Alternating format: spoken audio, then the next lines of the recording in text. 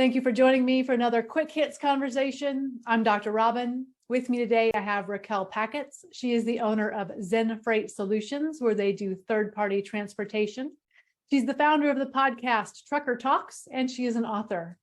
I have Dave Roberts. He's an adjunct professor of psychology and the psychology of child life at Unica University. He's also an author and a bereavement support specialist.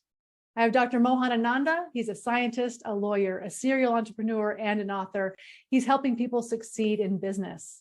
The question I have for you, how do you build a culture where people will discuss things but not get stuck in analysis paralysis? Generally, this analysis paralysis comes out of overthinking. You don't want to make any decision because they're really a little bit scared of making the decision. Those who don't want to take the responsibility, they keep analyzing. They don't want to reach a destination or make a decision. The leader has to take the responsibility and kind of set the stage for others. Otherwise, people will start analyzing because they want to postpone things. They don't want to make a firm commitment. I mean, of course, there is a major problem that the decision process is different. If it is a reasonable problem, don't overanalyze it. Don't think too much. Of course, in a real team, if those are the type of people you work with, then nothing will get done. You should change the team. I mean, there is no question about it. But I blame, if there is problem with that, to the leadership. You may not make the right decision all the time. The right decision, nobody knows, but you have to make an informed decision. Do the reasonable analysis, go through and look at all the various opportunities, and then make a decision with the best intention. Not making a decision is a failure. So this actually hits home a lot because I came from a corporate office where I didn't enjoy the culture. I had analysis paralysis a lot because I was afraid of the result. Once I made this decision, then all of that landed on me. And we're currently seeing this now with my employees. So it's a little bit of a twist. It's a matter of really opening communication. And so the way that I am tackling this currently is I got on a FaceTime with my employees and we kind of talked about the issue at hand and how to resolve it. And if we take one step, then what happens? And just kind of talked through it with them so that they understand that making a decision and dealing with the consequences of that decision is still learning and progress. And it's not keeping you stuck and in fear, right? Because that's the worst place you can stay and be. I think it's better to just make a decision, and even if it's wrong, then worry about fixing that and moving forward. I think that people don't realize that not making a decision is making a decision to just see what happens by not deciding. One of the origins of analysis paralysis is simply individuals experiencing intense anxiety over making the wrong decision. They're more worried about what's going to go wrong than what's going to go right. In terms of what leadership's role is in contributing to analysis paralysis, if you have a leader whose instructions about making a decision or coming up with solutions to a problem, that description is too vague and too general. You're going to have teams that are going to be generating a myriad of solutions without really knowing which solution is going to fit. And therefore they're going to get stuck. And also, I think if leaders who micromanage, I think teams will try to anticipate any possible scenario or solution where a leader won't micromanage, but in reality, they come up with one solution and a micromanager is going to micromanage anyway.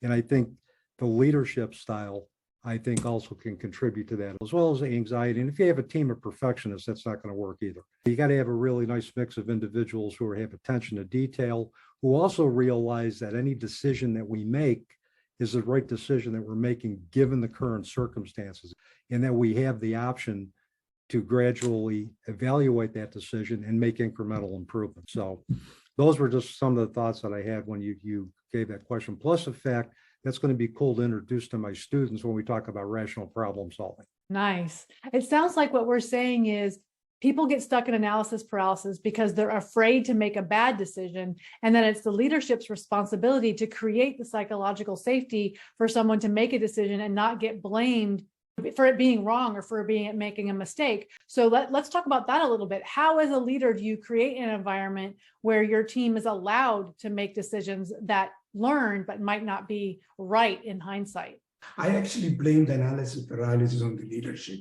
The leadership, if they don't delegate and say that you go and be innovative, you have to make the decision. But tell them, you can make a wrong decision. There's nothing wrong. So, but if you micromanage and you are making all the decisions and you don't delegate, then this is going to be a pain. It won't work. Everything boils down to the leadership, in my opinion. But the people generally imitate the leaders. So if you give the real delegation and the kind of decision making to be creative, I think the analysis paralysis goes away. But otherwise, it would be a very, very tough position. And for me, I think leadership has to create a culture where employee input is valued, where it's shared leadership, it's servant leadership, where leaders will establish themselves as resources to specific teams that are charged to look at a particular organizational process. They'll provide the necessary resources. They'll provide training. Some individuals don't have training in rational problem solving in organizational settings. So as a leader, it would be my job to make sure I either provide the training directly or contract with somebody who can, so that my employees can effectively do their jobs, and also teach them some basic principles of organizational improvement, where any decision we make is also going to be subject to ongoing evaluation and revision depending on what the environment dictates or when circumstances change. So this way, they're not getting caught up in making a perfect decision, just the one that's appropriate and indicated based on the factors that they're considering. Mm-hmm. See, my team is very young. So I have 20-year-olds working for me. And so with that, they are afraid to make mistakes because they know that it affects bigger things than just them. So it's always, for me, a major point to try to make it so that they know they can make the mistake, but we learn from the mistake. Yes. Anytime that there's something that happens, it's fine. We fix it, we move on. But as long as we learn and we take that knowledge with us, then it was a necessary evil, right? I think what teams don't realize is that if I, as a leader, know exactly this is the right decision, this is what we have to do, I'm not going to ask them to make a decision. I'll just tell them, this is what I know based on my experience, do this thing. Otherwise, I always say, make the smallest choice that is the easiest to back out of, that's going to give you enough information to know whether it's the right direction or the wrong direction. To your point, Dave and Racquelle, you have young people. If you don't give them kind of a guidelines, like Mohan said, the leadership has to provide guidelines, they're going to be stuck because they're like, I have no idea what to do. And if you have no idea, you do nothing. Yeah, the young adults I teach, they want structure. They want to know what their expectations are for any course. They're also very afraid of making mistakes, but I tell them, look, you're going to learn more from your mistakes than you learn from your successes. Look at every mistake as an opportunity for improvement, as a learning opportunity, as an opportunity for growth. And I tell them, I'm going to keep making mistakes until the day I die. But that's how I'm going to continue to learn. Generally, what happens, if you don't give them the opportunity to be creative, very innovative, then there is always a problem. So you have to give them the encouragement, saying that, look, you will make mistakes. I made mistakes. I mean, that's how people make mistakes, but that's a process of learning.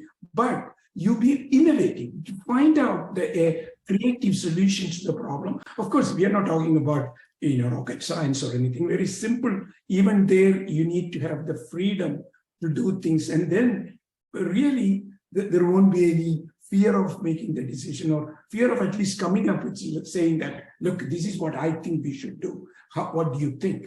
You should be very encouraging that, and very, accepting, and then say, okay, maybe a twist or something small, but then they will feel they'll go and do a little bit more creative there. So I think it is a leadership has a lot to do with it. That's my experience. Well, that is our 10 minutes. So I'm going to cut us off there. I love that we came at this from so many different angles. And, Mohan has so much experience. Racquelle, you have young people working for you. Dave, you've got young people. I love that we have these different angles in this conversation. I think that makes it so interesting. So thank you so much for having it with me. And I look forward to speaking to each of you again really soon.